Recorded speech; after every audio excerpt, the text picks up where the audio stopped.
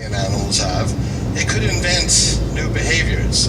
So a mouse is escaping a predator, its path is blocked, it'll try to invent a new solution. That may work, it may not, but if it does, it'll remember that and have a new behavior, and that can actually spread virally through the rest of the community.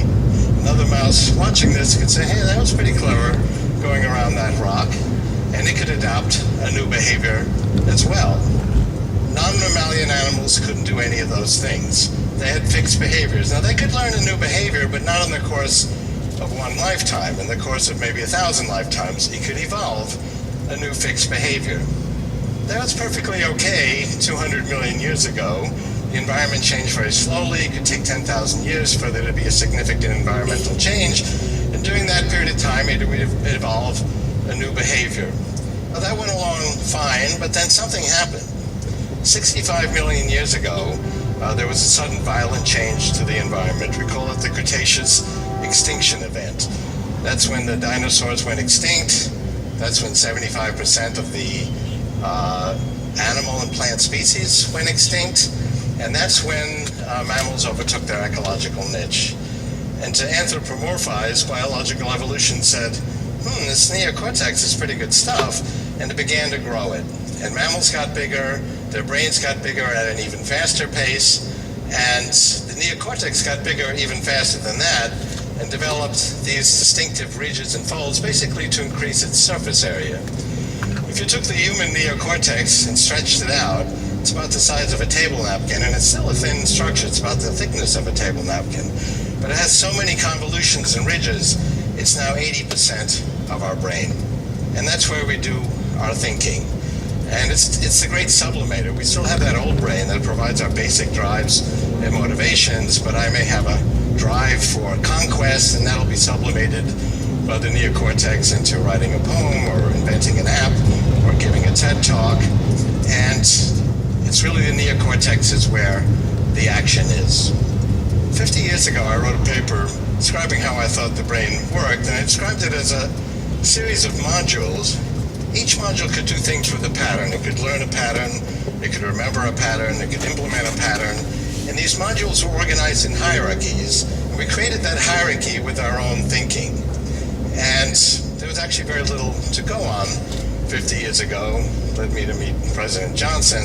Been thinking about this for 50 years. And a year and a half ago, I came out with the book, How to Create a Mind, which has the same thesis. But now there's a plethora of evidence. The amount of data we're getting about the brain from neuroscience is doubling every year. Spatial resolution of brain scanning of all types is doubling every year. We can now see inside a living brain and see individual interneuronal connections connecting in real time, firing in real time. We can see your brain create your thoughts. We can see your thoughts create your brain, which is really key to how it works. So let me describe briefly how it works. I've actually counted these modules. We have about 300 million of them, and we create them in these hierarchies. So I'll give you a simple example. I've got a bunch of modules that can recognize the crossbar to a capital A. And that's all they care about. Beautiful song could play, pretty girl could walk by, they don't care. But they see a crossbar to a capital A, they get very excited, and they say crossbar. And they put out a high probability on their output axon. That goes to the next level, and these layers are organized in conceptual levels. Each is more abstract than the next one. So the next one might say capital A. That goes up to a higher level, it might say apple. Information floats down also. If the apple recognizer has seen APPL, it'll think to itself, I think an E is probably likely, and it'll send a signal down to all the E recognizers saying, be on the outlook for an E, I think one might be coming. The E recognizers will lower their threshold. They see some sloppy thing, could be an E, ordinarily wouldn't think so, but we're expecting an E, it's good enough, and yeah, I've seen an E, and then Apple says, yeah, I've seen Apple. Go up another 5 levels, you're now at a pretty high level of this hierarchy. Stretch down into the different senses, and you may have a module that sees a certain fabric, hears a certain voice quality, smells a certain perfume, and will say, my wife has entered the room. Go up another 10 levels, and now you're at a very high level. You're probably in the frontal cortex, and you'll have modules that say, that was ironic, that's funny, she's pretty. You might think that those are more sophisticated, but actually what's more complicated is the hierarchy beneath them.